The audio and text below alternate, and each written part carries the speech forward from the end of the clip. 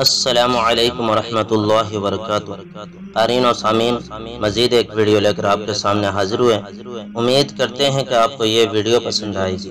عنوان ہے حضرت علی رضی اللہ تعالی عنہ کا عجیب فیصلہ۔ حضرت علی رضی اللہ تعالی عنہ کے پاس دو بندے آئے اور کہنے لگے، جی ہمارا جھگڑا ہے۔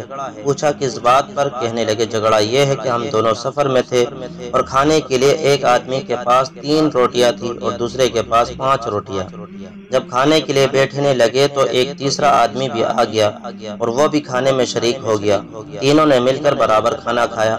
جب وہ جانے لگا تو اس بندے نے ہمیں 8 دینار دیے۔ ان دونوں میں جھگڑا یہ تھا کہ جو 5 روٹیوں والا بندہ تھا اور کہتا تھا کہ مجھے 5 دینار ملے اور دوسرے کو 3 دینار ملے، جبکہ 3 روٹیوں والا بندہ بضد تھا کہ یہ دینار آدھے آدھے تقسیم ہونے چاہیے، یعنی 4 دینار اسے ملے اور 4 دینار دوسرے کو ملے۔ جب معاملہ حضرت علی رضی اللہ تعالی عنہ کی خدمت میں پیش ہوا تو آپ رضی اللہ تعالی عنہ نے 3 روٹی والے سے کہا کہ بہتر ہے کہ تم اسی تقسیم پر راضی ہو جاؤ۔ اس نے کہا جی نہیں، آپ انصاف فرمائے۔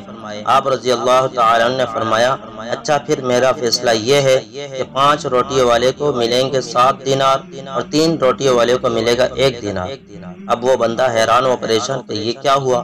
آپ بھی حیران ہوئے ہوں گے، کیونکہ ہر بندے کی سمجھ میں یہی بات آتی ہے کہ 3 روٹی والے کو 3 اور 5 والے کو 5 دینار ملنے چاہیے، لیکن آپ رضی اللہ تعالی عنہ نے اس کو 1 اور دوسرے کو 7 دینار دینے کا فرمایا۔ ہے نا عجیب بات؟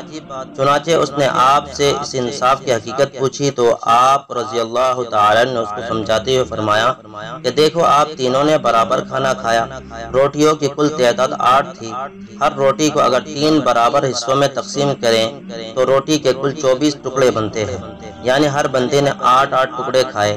جس بندے کی 3 روٹیاں تھی اس کی روٹیوں کے کل ٹکڑے 9 ہوئے، گویا اس نے 9 میں سے 8 ٹکڑے تو خود کھا لیے جبکہ 1 ٹکڑا مہمان کے حصے میں آیا، اور جس کی 5 روٹیاں تھی اس کے کل ٹکڑے بنے 15، جس میں سے 8 تو اس نے خود کھا لیے اور باقی 7 مہمان کے حصے میں آ گئے۔ لہذا انصاف کا تقاضا یہ ہے کہ اس کو 1 دینار اور اس کو 7 دینار دیے جائے۔ تاریخ الخلفاء للسیوطی۔ جزاکم اللہ خیر و احسن الجزا۔